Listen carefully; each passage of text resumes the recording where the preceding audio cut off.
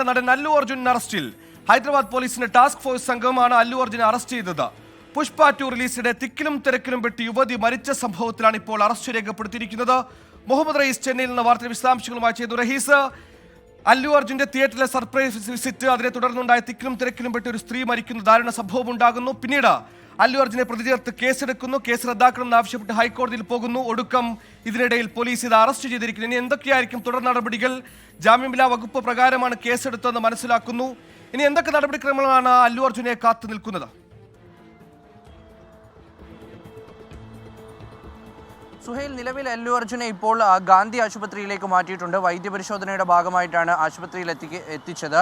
നേരത്തെ സുഹൈൽ സൂചിപ്പിച്ചതുപോലെ തന്നെ സ്റ്റേഷൻ ജാമ്യം ലഭിക്കുന്ന വകുപ്പുകളല്ല അല്ലു അർജുനെതിരെ ചുമത്തിയിട്ടുള്ളത്. അതുകൊണ്ട് തന്നെ കോടതിയിൽ ഹാജരാക്കിയതിനു ശേഷം മാത്രമേ അല്ലു അർജുന് ജാമ്യം ലഭിക്കുകയുള്ളൂ, അതോ റിമാൻഡ് ചെയ്യുമോ എന്നുള്ള കാര്യത്തിൽ ഒരു വ്യക്തത വരികയുള്ളൂ.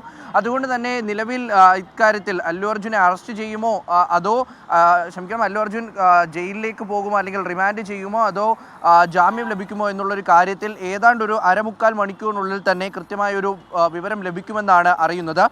ഇപ്പോൾ ഏതാണ്ട് 2:30 കഴിഞ്ഞിരിക്കുകയാണ്. അതുകൊണ്ട് തന്നെ അല്ലു അർജുൻ നേരത്തെ തെലങ്കാന ഹൈക്കോടതിയെ സമീപിച്ചിരുന്നു.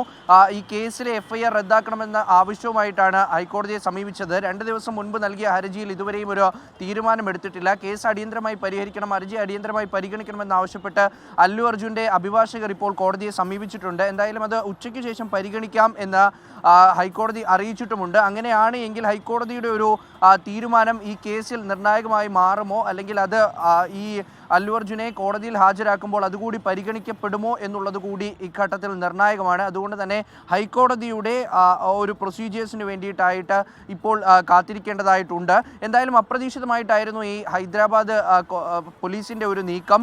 അല്ലു അർജുനെതിരെ കേസ് രജിസ്റ്റർ ചെയ്തിട്ടുണ്ടെങ്കിലും അദ്ദേഹത്തിനെ അറസ്റ്റ് ചെയ്യുമെന്നോ അല്ലെങ്കിൽ പോലീസ് സ്റ്റേഷനിലേക്ക് കൊണ്ടുപോകുമോ എന്നൊന്നും പ്രതീക്ഷിച്ചതല്ല. പക്ഷേ അവിടെയാണ് ഒരു ടാസ്ക് ഫോഴ്സ് സംഘം അല്ലു അർജുൻ്റെ വീട്ടിലേക്ക് എത്തുന്നു, ശേഷം അദ്ദേഹത്തിനെ അറസ്റ്റ് ചെയ്യുന്നു. എന്തായാലും ഇത്തരത്തിൽ ഒരു 10 ദിവസം മുൻപ് പുഷ്പ 2വുമായി ബന്ധപ്പെട്ടുള്ള റിലീസ് ദിവസം അല്ലു അർജുൻ്റെ ഭാഗത്ത് നിന്ന് ചില പ്രശ്നങ്ങൾ ഉണ്ടായിട്ടുണ്ട്. അല്ലെങ്കിൽ പോലീസിനെ കൃത്യമായി വിവരം അറിയിക്കാതെയാണ് അല്ലു അർജുൻ ഈ ഒരു തിയേറ്ററിലേക്ക് ഒരു സർപ്രൈസ് വിസിറ്റ് നടത്തിയിരിക്കുന്നത്. അതിലൊരു പാകപ്പിഴ ഉണ്ടായിട്ടുണ്ട് എന്നുള്ള കാര്യം ഉറപ്പാണ്.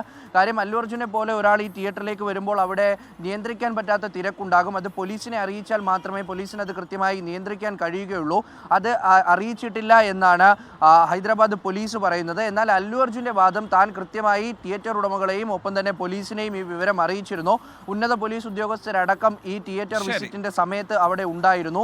അതുകൊണ്ട് തന്നെ അതിൽ പോലീസിനെ അറിയിച്ചില്ല എന്നുള്ളൊരു വാദം നിലനിൽക്കില്ല. അതുകൊണ്ട് തന്നെ ഇതിൽ ജാമ്യം നൽകണം എന്ന് മനഃപൂർവ്വം തൻ്റെ ഭാഗത്തു നിന്നും ഒരു പിഴവും ഉണ്ടായിട്ടില്ല എന്ന് അല്ലു അർജുൻ പറയുന്നു. പക്ഷേ അപ്പോഴും ഒരു സ്ത്രീ മരിച്ച സംഭവമാണ്. 35-കാരി മരിക്കുന്നു. ഒപ്പം തന്നെ 2 കുട്ടികൾക്ക് ഗുരുതരമായി പരിക്കേറ്റിരുന്നു. അവർ കഴിഞ്ഞ ദിവസങ്ങളിൽ മാത്രമാണ് ആശുപത്രിയിൽ നിന്ന് ഡിസ്ചാർജ് ആയത്. അപ്പോൾ ഇത്തരത്തിലൊരു സാഹചര്യം കൂടി കോടതിയുടെ മുമ്പിലേക്ക് എത്തുന്നുണ്ട്. 2 തരത്തിൽ ഇക്കാര്യത്തിനെ പരിഗണിക്കാം. ഒന്ന്, അല്ലു അർജുൻ മനഃപൂർവ്വമായി നടത്തിയ ഒരു കാര്യമല്ല. അത് മനഃപൂർവ്വം ആർക്കെങ്കിലും ഉപദ്രവം ഉണ്ടാകണമെന്ന് കരുതിക്കൊണ്ടല്ല തിയേറ്റർ വിസിറ്റ് നടത്തിയത്. അതുകൊണ്ട് തന്നെ നേരിട്ട് പ്രതിയാക്കി തന്നെ റിമാൻഡ് ചെയ്യുന്ന തരത്തിലേക്ക് തന്നെ പ്രതിയാക്കുന്ന നില അംഗീകരിക്കാൻ കഴിയില്ല എന്നുള്ള അല്ലു അർജുൻ്റെ വാദം അംഗീകരിച്ചാൽ അദ്ദേഹത്തിന് ജാമ്യം ലഭിക്കാം. പക്ഷേ മറിച്ച് അവിടെ പോലീസിനെ അറിയിച്ചില്ല എന്നുള്ളൊരു ഗുരുതരമായിട്ടുള്ള കാര്യം നിലനിൽക്കുന്നുണ്ട്.